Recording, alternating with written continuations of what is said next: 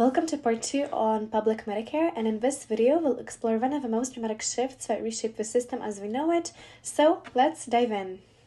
In 1995, Paul Martin Jr., the finance minister, introduced the most aggressive budget in our history that changed everything. He announced enormous cuts in health funding transfer from the federal to provincial and territorial governments with the Canada Health and Social Transfer, which combined healthcare, education, and social service funding into one smaller block. The impact? A massive 40% cut to federal health transfers to provinces and territories. On top of these huge cuts, provinces began cutting their own public hospital funding, especially pro-privatization governments like Ontario, British Columbia, and Alberta, and private for-profit facilities began popping up. In 2002, the Romanov Report recommended adding more publicly insured services, creating the Canada Health Transfer to separate health funding from other federal transfers, and adding an escalator clause to make sure that the federal share of funding would match inflation. Meanwhile, in 2004, Ontario McQuinty government passed the Commitment to the Future of Medicare Act, upholding the Canada's Health Act by requiring the provincial government to follow it. It prohibits extra billing, user fees, queue jumping, using block or annual fees to restrict access to insured services, with penalties for offenders.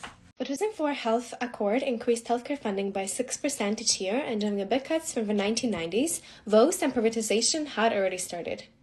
In 2006, the Harper government took over and stopped further progress, trying to step back from healthcare policy. So, did you know that major changes in Canada health funding started back in 2011?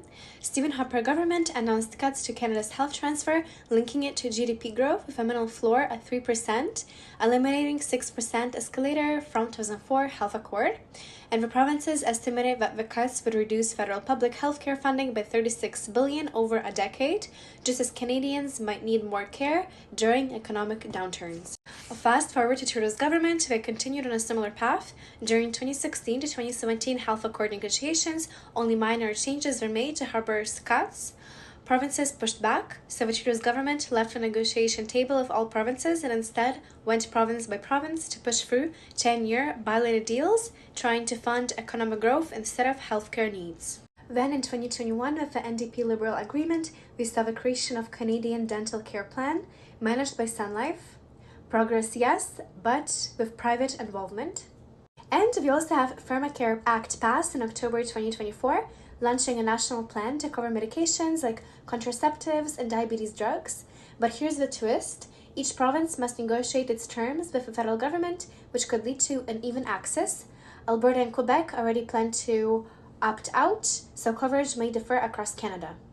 What do you think about these potential disparities in access? Thank you so much for watching part 2. Public Medicare has came a long way, but challenges do remain. And let me know your thoughts in the comments. And please like, comment, and share, and see you in the next video. Thank you.